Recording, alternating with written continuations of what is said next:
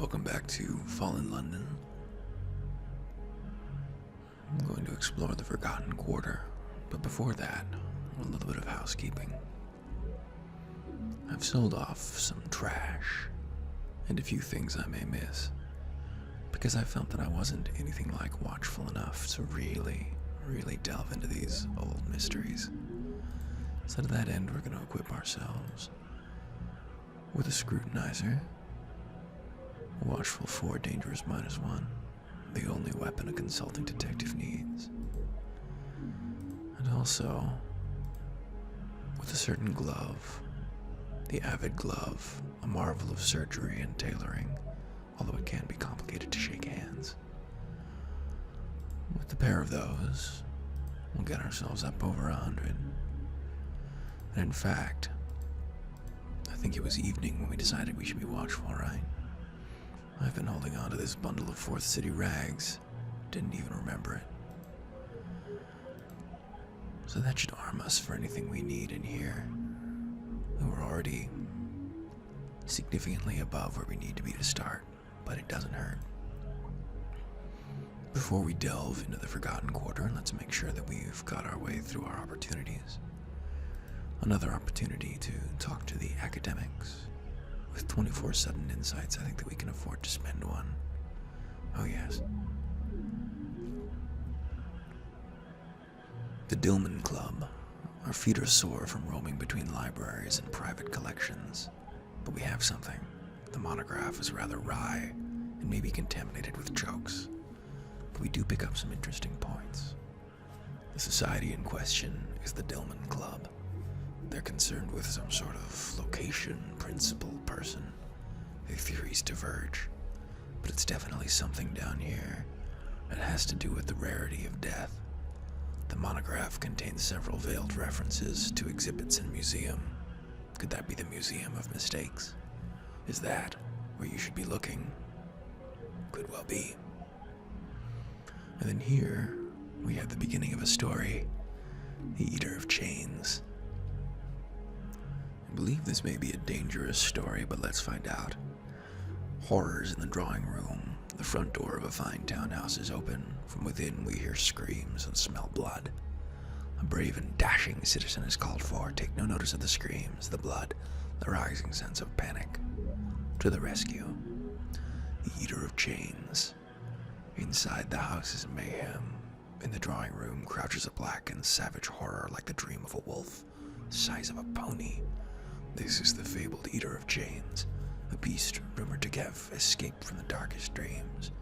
It looks poised to devour the maid, but you bravely grab a hefty candlestick and give the dread thing a sound thrashing. What happened next is difficult to recall, but the Eater of Chains is gone. Most of the family are alive, and you have a strangely colored but painless bite scar on your forearm. The family showers us with praise and rewards us, but the night you dream of the beast pursuing us through an endless, empty city. This isn't over. We are now marked by the Eater of Chains. That will continue to show up in opportunities. The eye and the camera. No, I don't think so. We'll pass on these. Almost certainly not a coincidence. This is the beginning of the person of some importance. We'll wait on that until we're done the Forgotten Quarter. Have you a handkerchief? That's one of the shadowy progress cards. A medical emergency, no thank you. I'm panning the undersea. I wonder what became of the dream cards. There used to be long dream sequences you could go through over months and years. Haven't seen them, but maybe they're somewhere else now. At any rate, here we are in the Forgotten Quarter. We'll make our name. Forgotten Quarter was a bustling place before the advent of the 5th City. More stories will unlock as we continue to make our name. Scrawl on the wall, symbols painted in haphazard streaks on crumbling stone writhe under our gaze. Young man feverishly writes down what he can. Could I get his name? The young man turns to you, the blood vessels in his eyes like threads of red cotton. I know you, I think. There are secrets to find here, and people who want to find them, but they need to respect you more before they'll follow you. He steps close. His journal smokes in his hand. Return to Ladybones Road and continue making it our name. And we'll unlock more stories in the Forgotten Quarter. We weren't ready for the Forgotten Quarter. I am shamed. I'm shamed. Well, I guess there's more to do in Ladybones Road.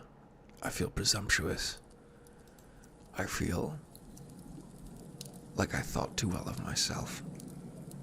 We'll need to make that raid on the Brass Embassy. Well, since we won't be able to actually explore the mysteries of the Forgotten Quarter yet, let's go ahead and do a little bit of unfinished business that we'd missed out on down here. In fact, there's been a plot line waiting for me since I first arrived in the Neath that I've been snubbing, waiting for the chance to go through it with all of you. All none of you. The gift. When we were indisposed in New Newgate, a mysterious benefactor promised us a gift. And what would it be? Now a package has been delivered. Somehow they knew that we'd find most useful. What is it? Well, metagaming here. The shoes are one of the few choices for watchful bonus shoes, and I'm a watchful man regardless, so we'll go with that. What secrets could we see reflected in this pair of extremely shiny shoes? Many things are hidden close to the ground. This is the watchful choice. Best buy some polish. The shoes squeak a little but fit well enough. We see our reflection peering back up at us, and that paper we lost under the dresser, and the new holes in the skirting board. My, they are shiny. I believe this story plays out through opportunities, so that may be all there is to it for now. Oh no, with the parcel, there was a note with our gift. Open it up. What does our benefactor have to say? It is unsigned. I know your face. A vision was vouchsafed to me. You will bring the truth. They see me watching them, but they do not know. Lies and truth, lies and truth. I will find you soon. Well, that's ominous. Is that all that there is to this for now? That is all that there is to this for now. Unfortunately, we flipped our opportunity cards beforehand. Well, why don't we take a look at the beginning of a person of some importance? I'm putting off burgling the Brass Embassy, obviously. I'm not afraid. What are you talking about? It's always a bother to find a hansom at this time of day. Nevertheless, one's waiting for you just when you needed it. The envelope. On the handsome seat is an envelope addressed to a gentleman of some little consequence. Is that you? This is the beginning of what used to be the endgame of Fallen London and is now sort of the step up to Tier 2 as I understand it. Haven't played much since way back when. It's unlocked when we have a stat boosted up to 100. It involves our setting our eyes on higher goals. Normally, if we'd been playing without the power leveling, it would have taken us a month or two maybe to get to this point. I managed it in a couple of weeks. A very queer, and not a little impertinent. I apologize for my circuitous methods, but I'm not ready to be seen in public with you. God willing, that will soon change. I shall call at your lodgings this evening. An ally visits our lodgings. Who is she? An immaculately dressed lady waits at our doorstep. She seems faintly familiar. Do we know her? Perhaps from a night at the theater, or a dream. Do we invite her in? Of course. She'd like to speak with us, but perhaps not here in the street. The lady in our parlor is an ambitious barrister. She says little of consequence until the fire is blazing and we both have tea. You probably won't remember me. You were kind to me once when we were both less than we are now. But let's not speak of those days. The future is what matters. I'm doing very nicely for myself now, and so are you, I suppose. I've been following your career, and while your achievements are certainly impressive, I think you could be so much more. You could be a person of some importance in London. She puts down her cup and regards you in silence for a moment. Her eyes are cool and gray, the shade of a wood pigeon's wing. I'd like to repay your kindness.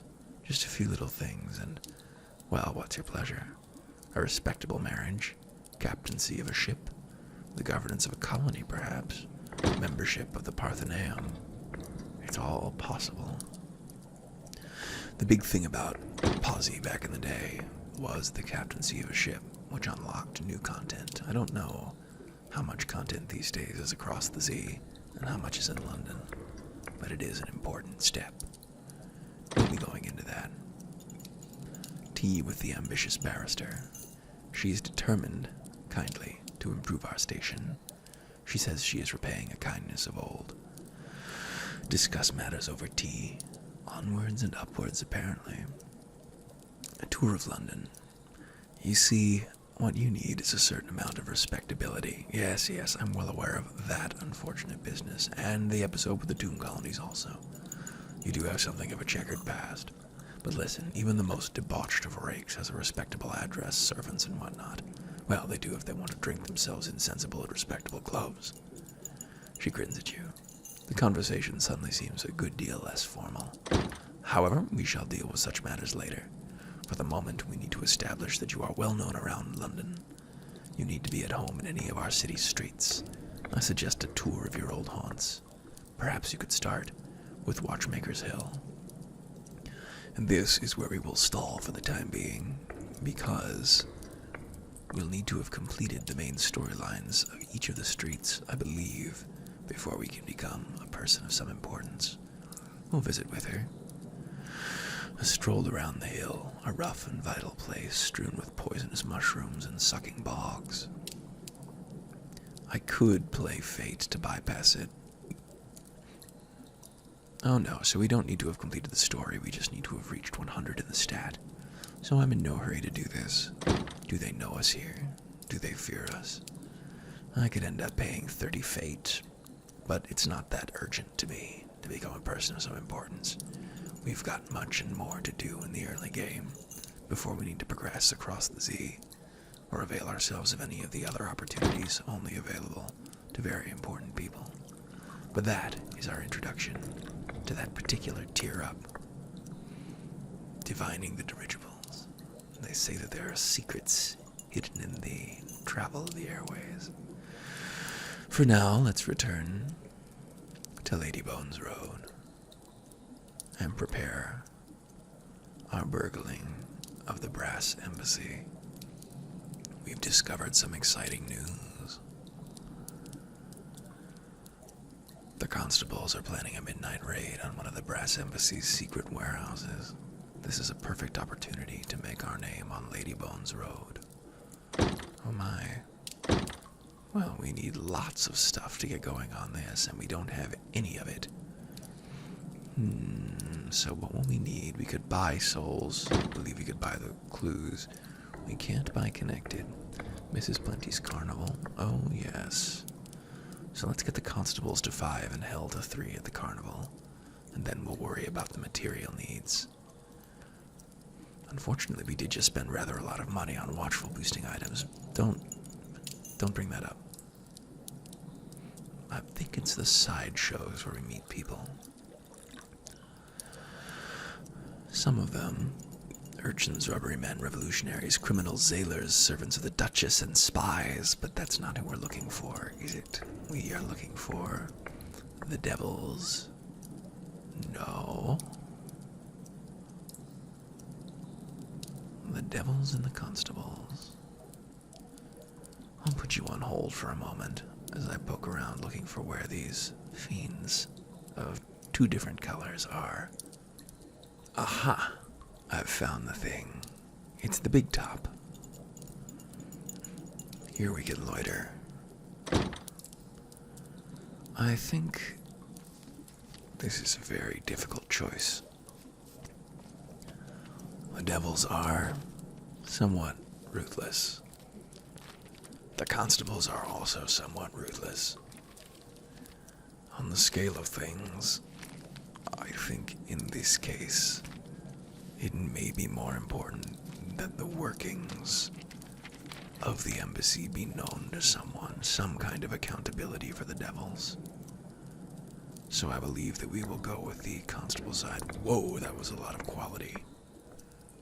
We could probably have boosted our grade game from 0 to 7 in 2 actions instead of the 12 or whatever it took us yesterday. Let's not think too hard about that. They're suddenly cooperative. They tip their helmets to us and get chatting about business.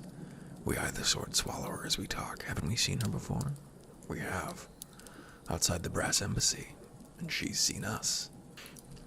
She's obviously not eager for us to tell the constables that. She breaks into the conversation hurriedly with a stream of useful information about criminal activities.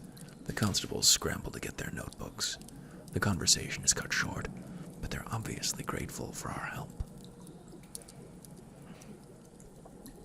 Now, these are a shadowy test, so we should probably swap into our incognito wear before we try that.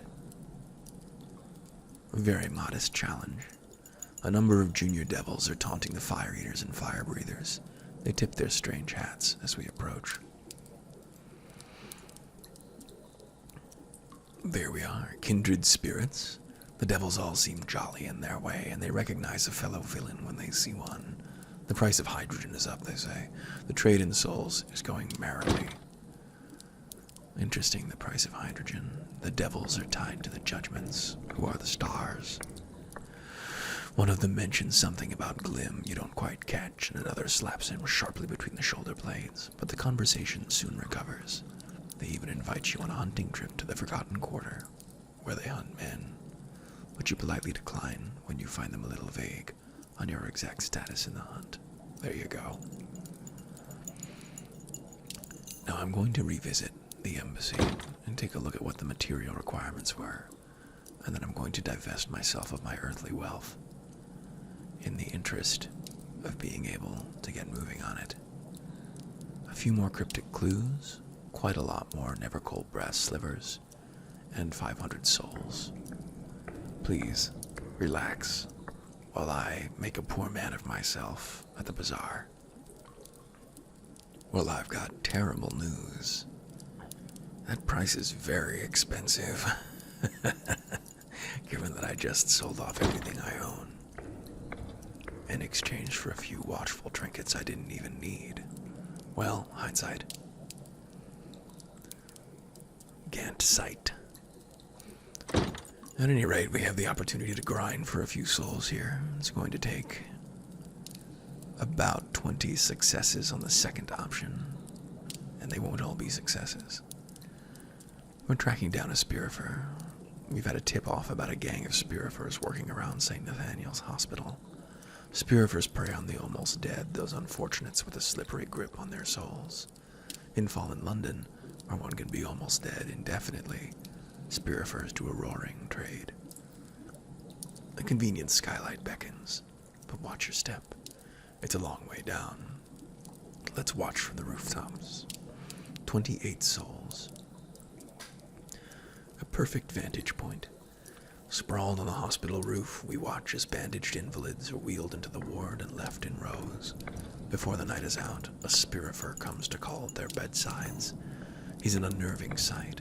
Eyes like yellow diamonds, a mouth like a slash in a rubber sheet, and the most unnaturally enormous hat.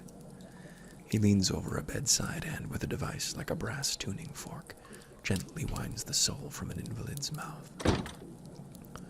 It's a simple matter to follow him home. A quick tap on the back of the head with our trusty knoblolly, and he falls stunned. You resist the urge to murder him and help yourself to his stock instead. So we're now dealing in stolen souls. Charming. 28 for the watchful option. There's also a shadowy option. Disguise ourselves as an invalid. Skulking be damned, we should infiltrate the hospital. Also 28. We're in. And sure enough, before the night is out, a Spirifer comes to call at our bedside. Same weird face. Fortunately, he's not expecting trouble, and once again, we tap him on the head. The hat, it turns out, is where he hides his stolen souls. We feel bad about helping ourselves, but these souls would be better off at the bazaar than in hell. Debatable, but if that's the moral stance we take, feel like we should fail this and see what happens. There it is. Oh, no consequences. That's good. You don't look very ill to me, citizen. Perhaps the Green Pancake Foundation was a little over the top. We are politely escorted from the premises. That is good data, because it means I may be able to continue grinding shadowy here, off-screen, to advance it without having to waste your time. We do need to get all of them to 100 to become somewhat important. But for now, I'm going to run this until I've got my 500 souls. I'll be right back. And there we are. Well, that was exhausting. I hope it was 500 souls and not 500 never-cold brass slivers. We can always sell off the excess, though, and buy the slivers. Let's take a look again at our objective. It was 250 souls and 500 slivers. Damn me. Well, we'll sell off the souls, buy ourselves some slivers and some clues. I'll be right back from the bazaar. Ah, I see the source of my confusion. It's 500 slivers and 500 souls for the embassy. 250 souls, 500 slivers. To side with the constables. So in fact, I went overboard and I got more slivers. No, this is exactly what I needed. Still a bit of a waste, but not much of one. Especially since well, anyway. We can sketch the warehouse layout from memory, and we know exactly when the foregoat takes a sandwich break. Open up in the name of the Empress. We lead a troop of constables to a fog-shrouded wharf. The warehouse doors are soon splintered and the devils within taken by surprise. A search reveals a large cache of stolen souls. You only hope none of the devils on duty recognized your face. In this city, word gets around. Well, it looks to me like they did, because I lost 7 points of connection. Known. We are now a constable's pet. What were we doing after we concluded the raid on the Brass Embassy? Something odd happened. Did we go for a night of drinking? Consult another case? No, we went for a long walk. Just a nice walk through Ladybones to distance ourselves from the complicated, ugly messes the Neath seems to facilitate so well.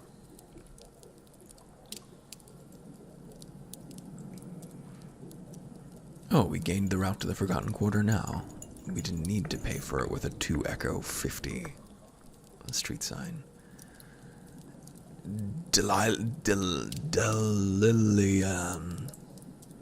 Or damn. Or damn. The night had been pleasant. Families gathering together over dinner. Friends singing in public houses. Some even managing a passable impression of a tune.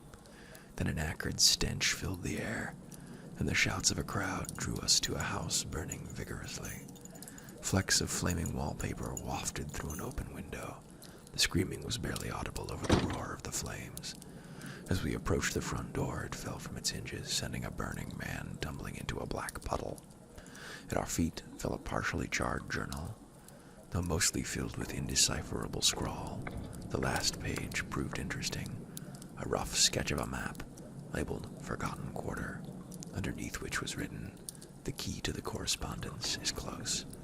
You pocketed it as special constables descended on the scene and exited swiftly. Our name is calligraphed in Hudum. Well, at the end of all that, we did manage to get ourselves into the Forgotten Quarter. But I think that it's worth waiting until we've stocked up on 40 actions. Take another look at this. So this will have been the raid on the Brass Embassy, and some faltering missteps. Thanks for joining me down here. And when next we meet, we will, for real, work out the mystery of the correspondence stones.